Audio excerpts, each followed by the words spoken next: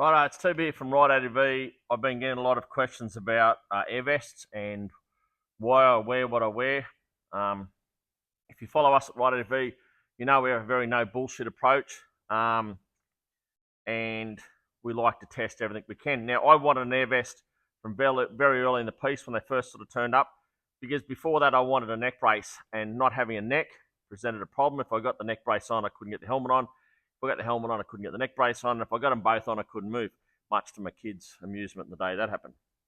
So I watched for a while. There was vests out with tethers and stuff like that. And I watched and I waited, and then I saw these KLIM ones come out. Now, I was in the States at the time. I had a bit of a look around, came back here, spoke with Adventure Moto, and got a Rally Pro. Now, I've had it for over 2 years, and I've done over 140,000 kilometres with it.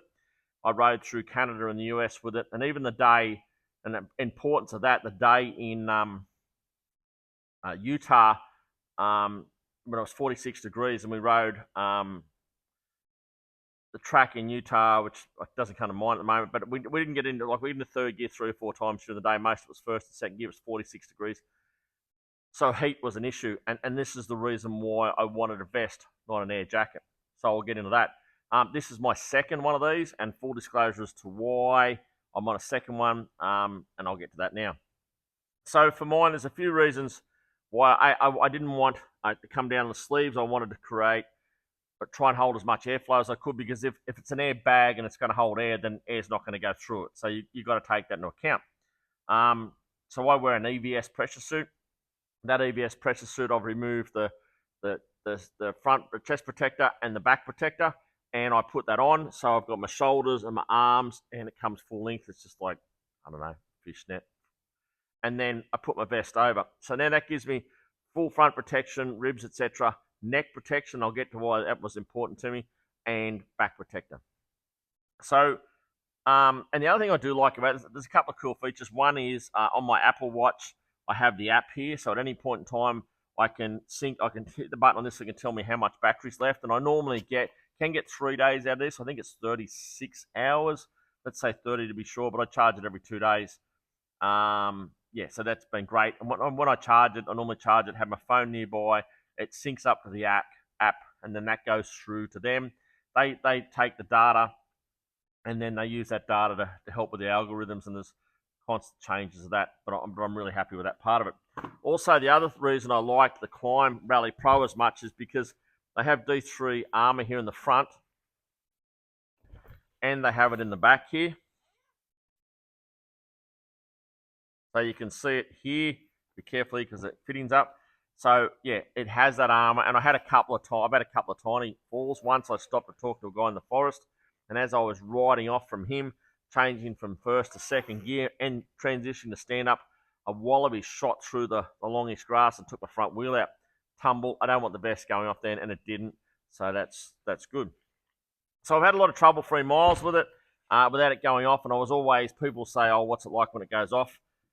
And I used to say, I don't know. I don't care if it ever goes off. I don't want it to. But in the end of January this year, I had turned out to be a big crash, and I didn't at the time know it was a big crash, and it deployed then. Now, what happened, I was riding along with one of my sweep guys, my medic guy actually, and I sort of gapped out a little bit, came around a corner, a pretty rough track, and I was going from second to third, so on a 700 Tenere, it's a bit of pace, and there's always a washout there, and I went to sort of loft the front over the washout, and yeah, caught the washout. It took off the bank and speared me into the bank. The next thing I know, I'm having a discussion with Josh about my bark buster, and he's wanting me to rest, and I'm wanting to go, and we had 11 Ks to home. So in the end, he said, listen, because I had a ringing headache. He said, listen, if you can work the Allen keys and fix your bark buster, I'll let you ride home. So we got to finish 11 Ks, etc.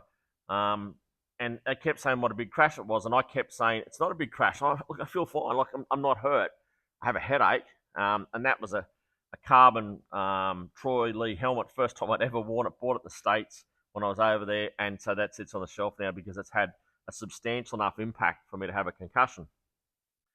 And they kept talking about how big an accident was, and I kept arguing that it can't be a big accident. I've just bumped my head. The rest of me's fine.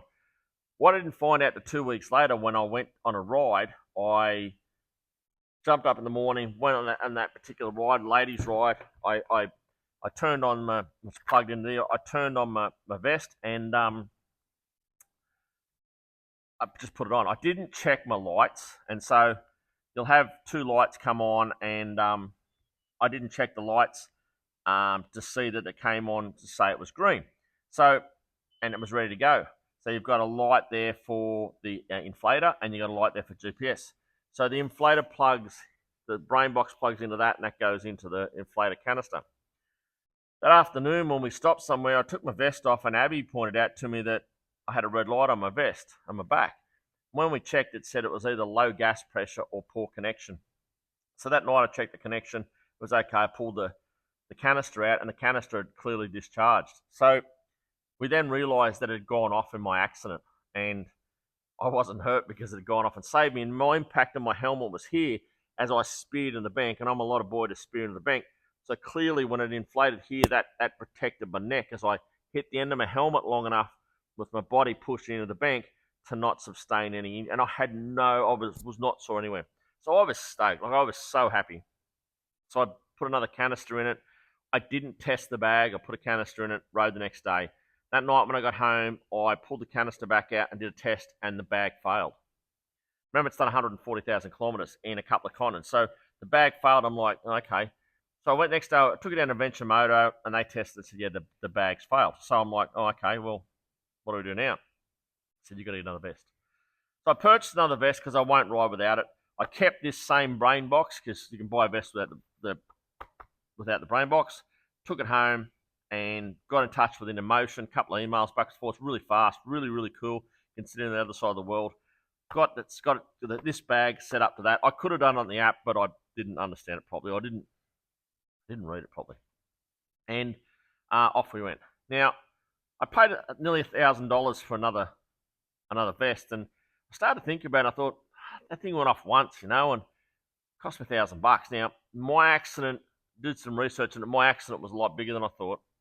The $1,500 helmet was a throwaway item because of the head impact, and it's barely got a mark on it. It was a clay bank I hit, but obviously the MIPS inside the helmets worked enough to save me.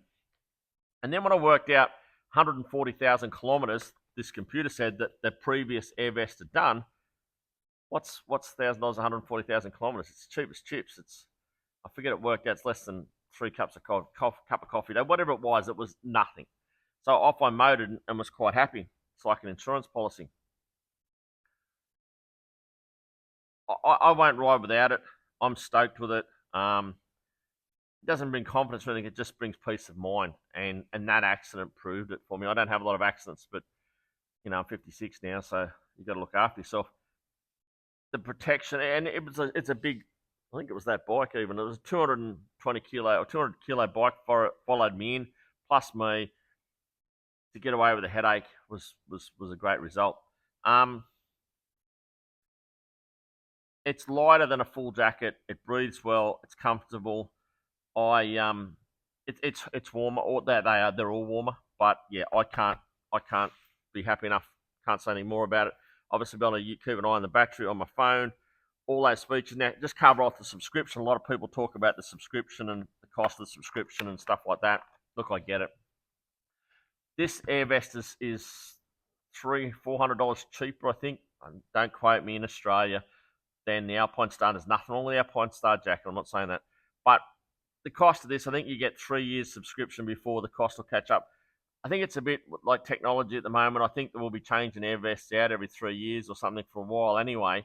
Everything's got to have a life, hasn't it? So I don't mind paying the subscription. It's easy to change. It's whatever. It's the reason I chose it was the weight of the overall jacket, plus the breathability and the outstanding protection, which all those things have done for me. So that's why I use the KLIM Rally Pro vest. I'm absolutely stoked with it. Can't recommend it enough. But hey, that's just me. So get onto it. I reckon it should be mandatory. I reckon, like knee braces, but don't start me on those.